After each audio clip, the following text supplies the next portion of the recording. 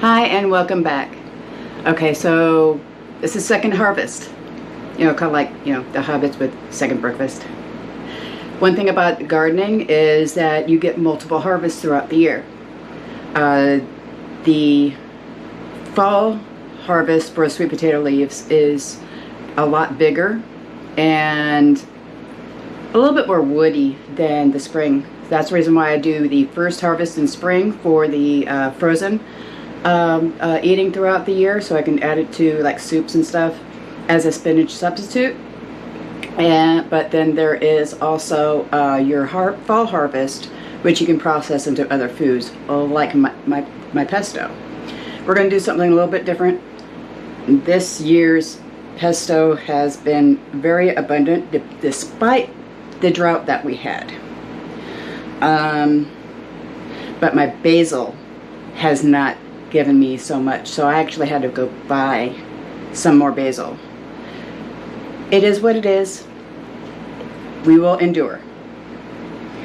Now, I've also harvested some purslane, I want to say it's pronounced purslane. Okay, it is a weed. It is a very nutritious weed. We're going to actually add that in with the pesto, as well as maybe some green, onion greens from my garden, because the fall is where I harvest it. I usually dehydrate it and grind it up for onion powder throughout the winter. But let's go ahead and get started.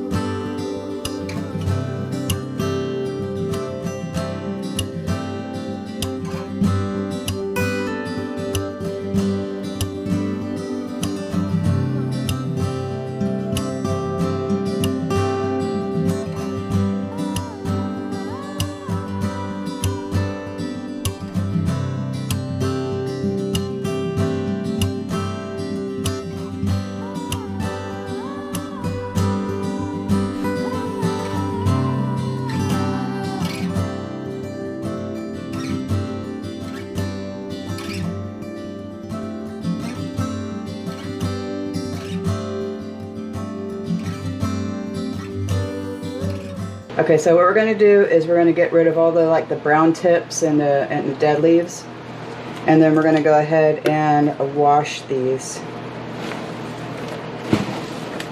and then we're going to remove the scapes. These are onion scapes. They actually have seeds in there, probably mature enough, so I'm going to leave these out, put them in a vase, and see if I can get some seeds.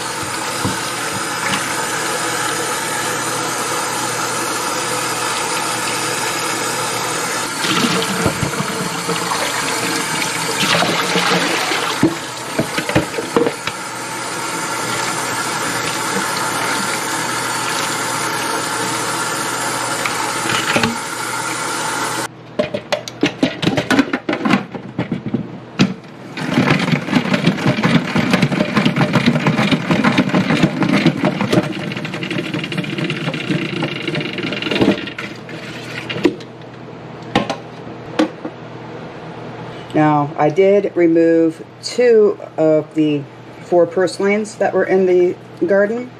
I want to go ahead and process this too. This actually has more minerals than anything out there. So it's very good for you. I'm going to actually add this in, or some of this, not all of it, that's a lot, into the pesto, as well as freeze for things like omelets, frittatas, quiche, and any other recipe that I can find.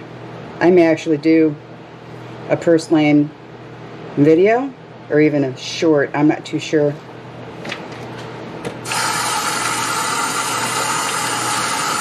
Okay, you don't want the stocky stems. Anything green, like these, go ahead and remove. Just make sure there's no debris.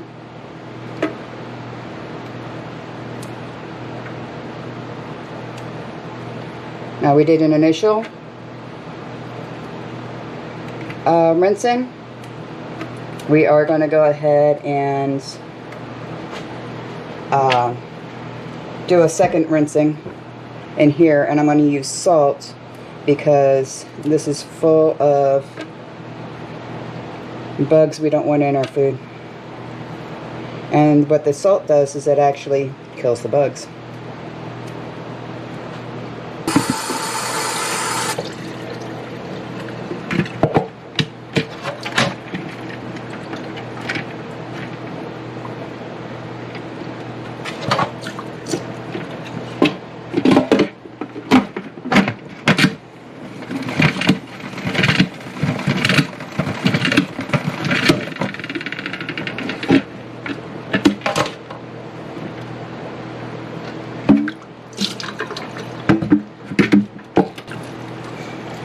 Alright, now that we have this soaking in salt water, we're going to wait about 5 minutes. Rinse, drain, and then we get to move on to the sweet potatoes. Now for this batch, because I'm not saving any for frozen eating, I'm actually going to just put the stems in there as well, but I'm going to take everything off the vines. Plant what needs to be planted for next year, and then continue.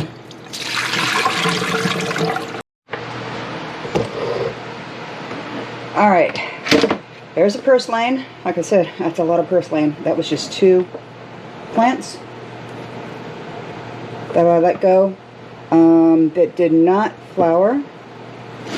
Once it flowers, you want to let it seed so you can get more purslane next year. This is all the green onion that we harvested. Like I said, we're not going to use all of this. We're not going to use all of this in the pesto. I'm going to freeze some, dehydrate some, make this into onion powder, and make this into a green powder for things like smoothies. And to hide, you know, the good stuff into the bad stuff that I make for Grandpa because he doesn't like green. Alright, let's go ahead and get on the sweet potatoes. Now, like I said, I'm going to go ahead and use the stems and the leaves, and then compost the vines, plant what is rooted for next year.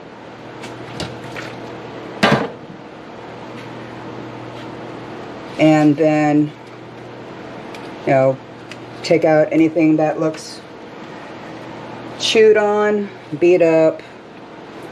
So we're going to have plenty here, so we can go ahead and compost this.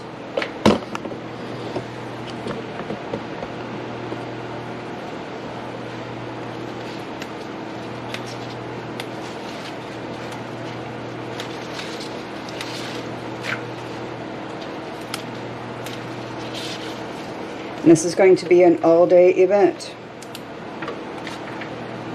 This is my second harvest. and probably the final harvest for the year for my greens. I am just thankful we got something out of the garden. This year was brutal. And now, with the railroads threatening to strike, this is going to be ever so needed.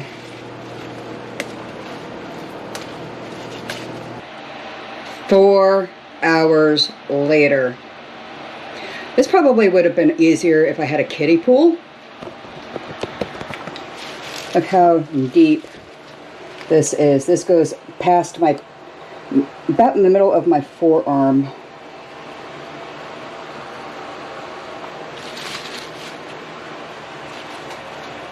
So we're going to go ahead and let that set and drain a little bit on this towel. Try not to let it go over the edge. And then after it dries for a little bit, we're going to go ahead and blanch everything. And then we're going to go ahead and process the pesto.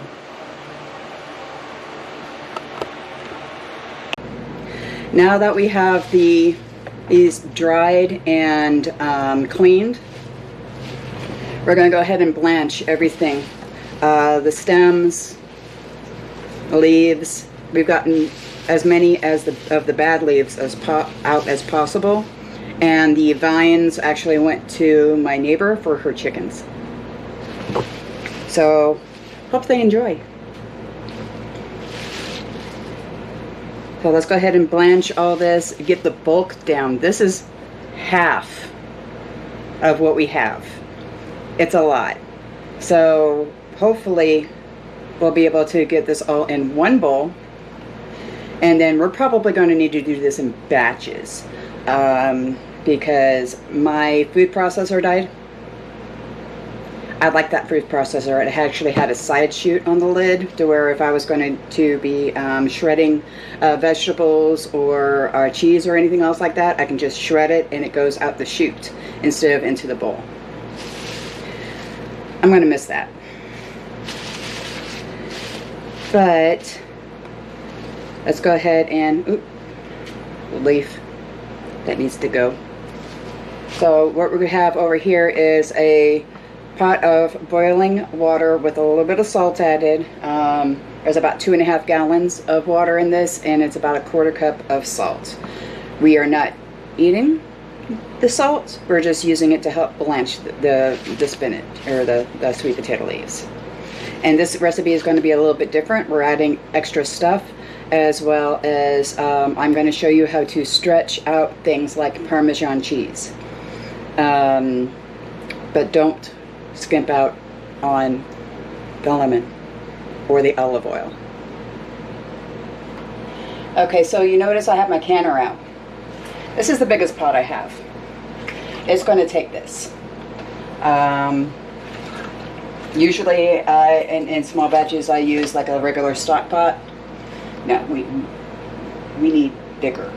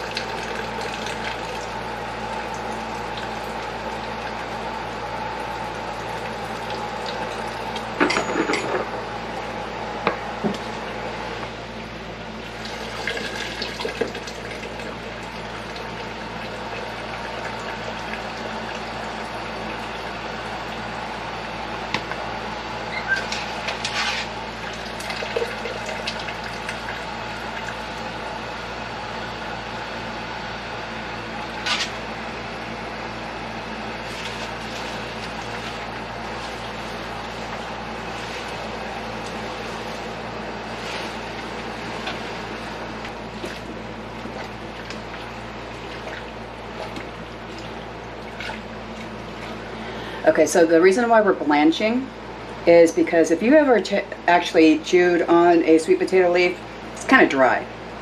And this is to add moisture back into the leaf to where it's easier to process and it doesn't taste like paste whenever you make your pesto.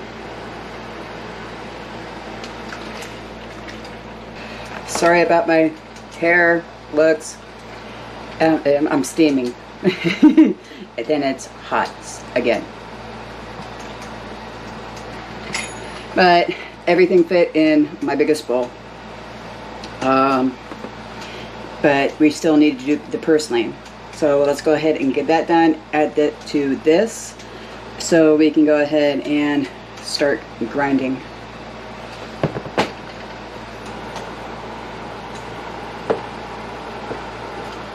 And the rest will be dehydrated.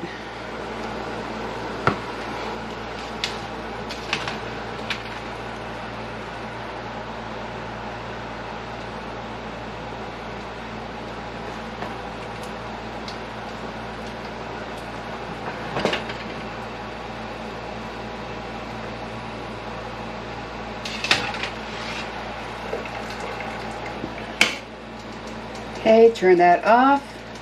Let this cool a little bit. You really don't want to be working with hot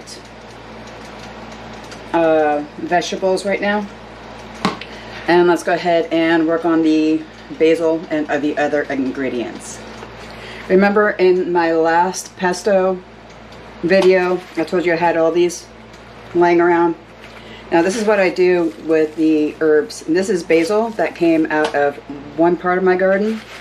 This is all I was able to get before everything died because of the drought. So we have dried basil, and you don't want to put this in the dehydrator. The basil will actually cook with the dehydrator. So, and I don't want that fresh basil taste in this. But I've also gone ahead and harvested the rest of it. This is a different type of basil. It's called Thai basil. And as you can see, it has gone to flower. We are going to go ahead and strip all the leaves and flowers off of this, so we're going to use both. If there's any seeds, I will harvest those seeds and save for next season.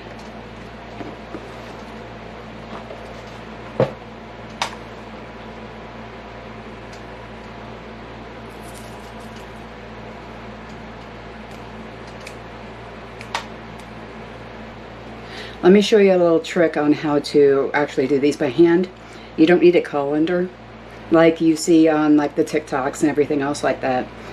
Because the leaves are growing up the stem, all you have to do is take your finger, grab the top, and pull down. And it comes out with no problems. I prefer this way over the colander because if you notice, this has branches. This is not going to go through a colander. You have to sit there and you have to take every single branch off in order to be able to pull it through a colander. Well, guess what? It's just as easy.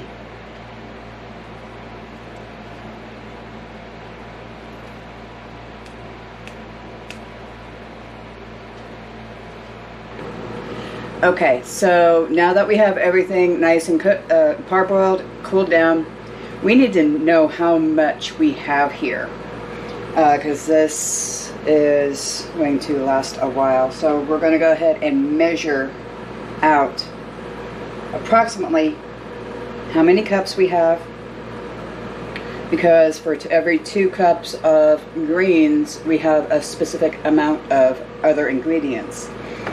So let's go ahead and measure this out. It's going to take a little bit. This is a all weekend process, and this is not for the faint of heart. That's 2, 3. We came up with 39 cups of just greens. Now we need to calculate our measurements for the total batch, because what I'm going to do is I'm going to mix these separately into my blender because that's the only thing I have at the moment, and then we're going to go ahead and make the slurry, and then we're going to put them all in the big bowl and mix them up together and hopefully get everything integrated as best as we can, and then we're going to go ahead and package. Alright, so I've gone ahead and measured 3 cups of fresh basil to add to the greens. And then we'll taste and see if there's enough basil. If not, I'll add more. We're going to go use the blender, and once the greens are chopped up, we're going to put it in this big bowl. And then we're going to go ahead and add the rest of the ingredients together, add it to the big bowl, and then mix.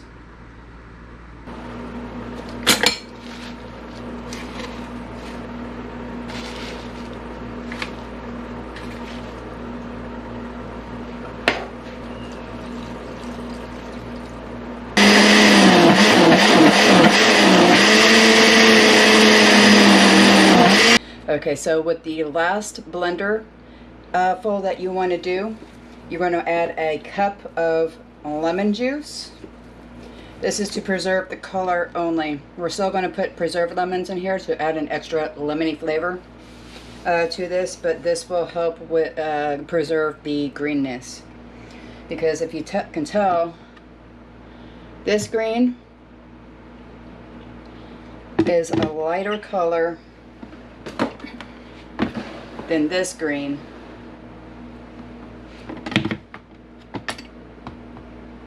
And we want to preserve, we don't want this to turn brown.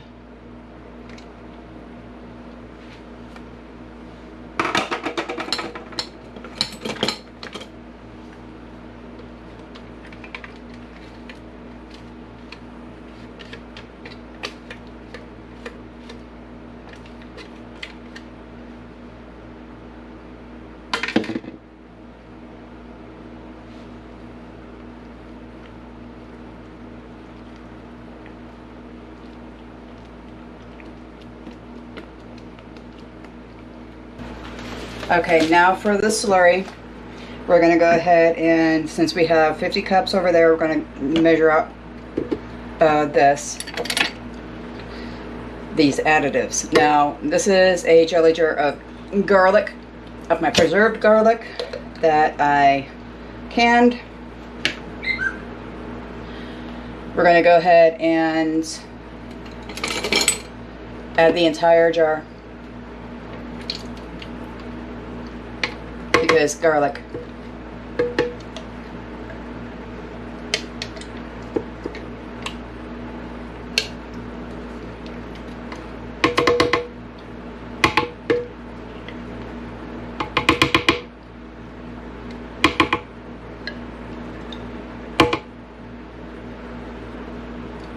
You know, I've heard that there's too much, there's such thing as too much garlic.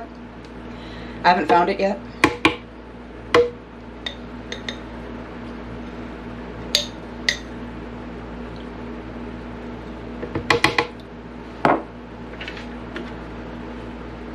So that's about a cup and a half of chopped garlic. Because the original recipe called for 2 cloves. So you kind of have to measure out. We also have a whole bottle. Now, you can use any type of olive oil that you want. Please do not use processed, and make sure that it is pure olive oil and not a blend.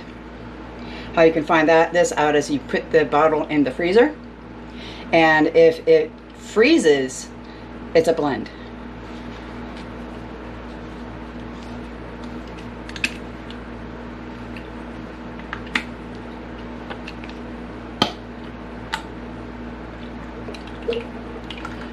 I understand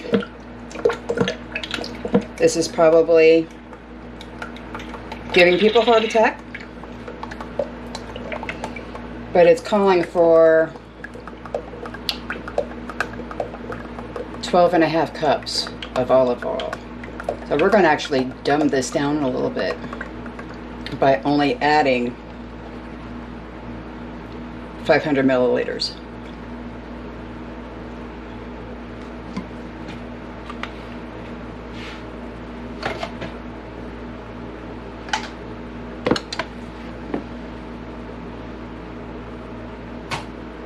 Okay, we're going to add a whole cup of salt.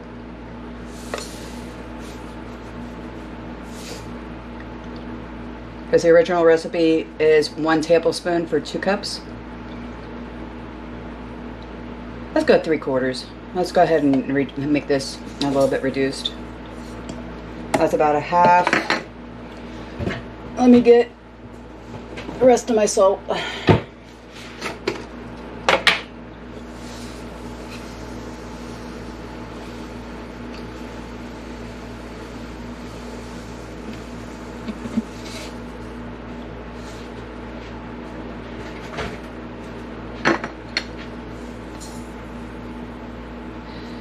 Now, if this is not enough salt for you, go ahead and add more once everything is put together.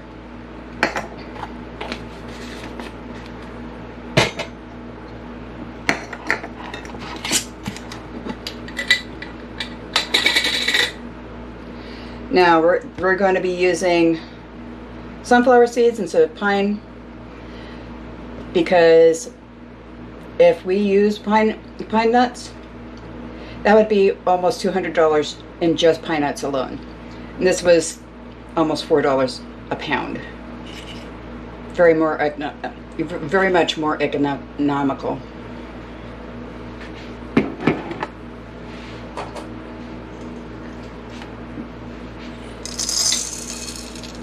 Okay, to this we're just going to add 2 cups right now, because this is getting pretty full. We still have to put the lemons in here.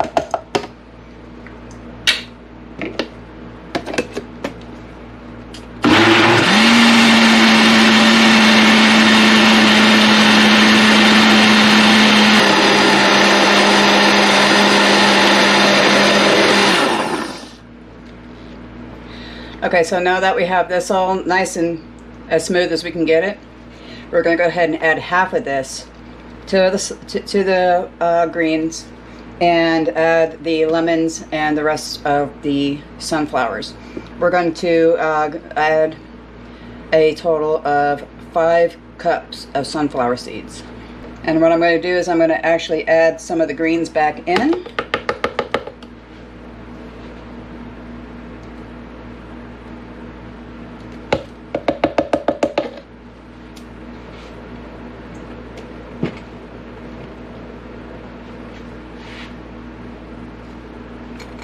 And continue. Use that like moisture, because this is going to get fibrous real quick.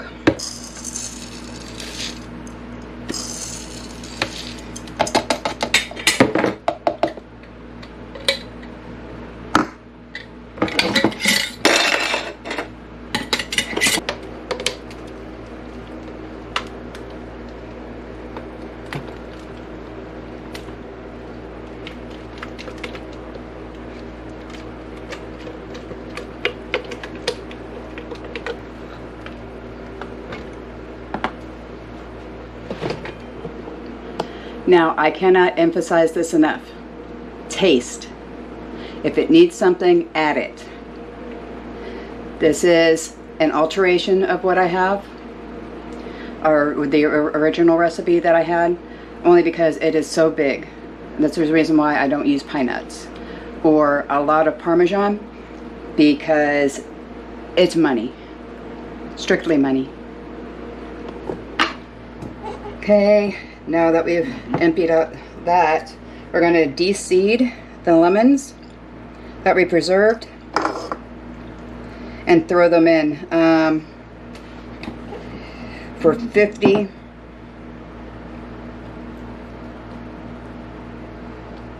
cups, we are going to be using 12.5 lemons total. That's not including the lemon juice that we added. And yes, we're adding everything. Zest, pulp, and rind.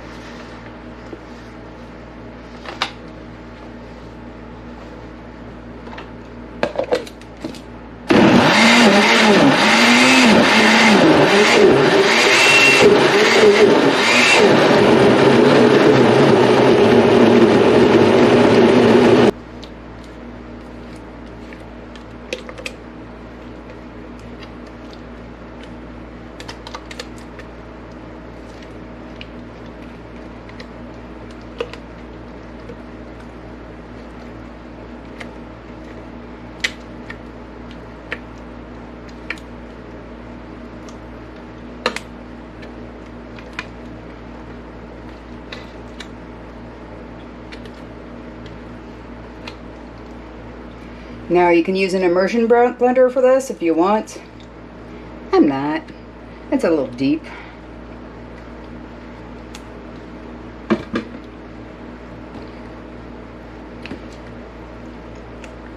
Now if you want, just use, a couple spoons, get everything mixed up. Or you can use your hands, so long as they're clean.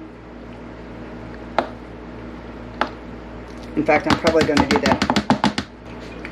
But first, here's a little trick that I discovered. If you don't have enough Parmesan cheese, because this is going to take 25 cups of Parmesan cheese, use what you have. I've got about 4 to 5 cups here. Add that. Because a gallon of shredded Parmesan cheese, the fresh stuff, the stuff that is, very nice and not in one of those plastic jars, cost me about $50 a gallon, because I get them in the bricks and then I shred them myself. Now,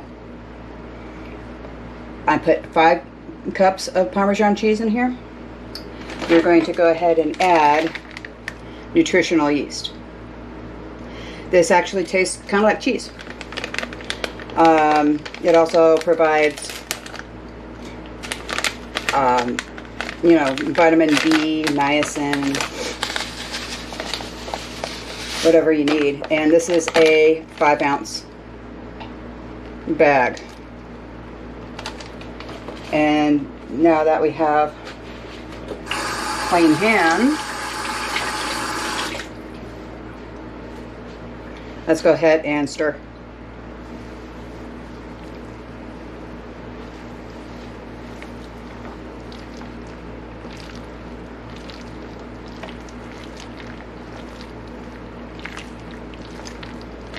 So not only do we have the vitamins from the nutritional yeast, but we also have the much provided minerals of the purslane. So this becomes a very nutritious, and I mean very nutritious, additive to all of your meals.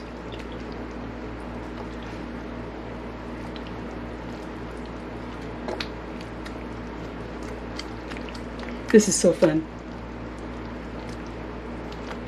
Get to get my hands dirty. You also get to taste.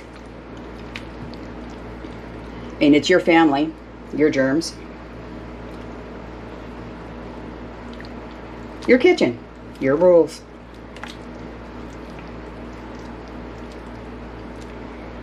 Let's see how nice and green that is. A little bit fibrous because we didn't have the food processor, so there is a little bit of fibers in there. That's normal, especially if you're using a blender. It's not going to hurt you, and you're really not going to notice whenever you cook. You might a little bit. But let's go ahead and taste.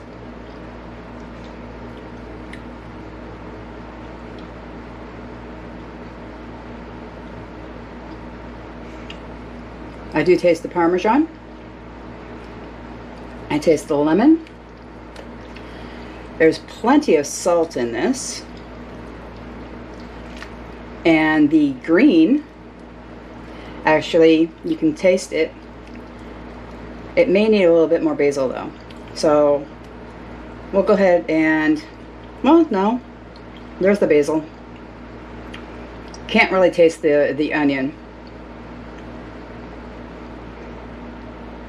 But that is not a problem.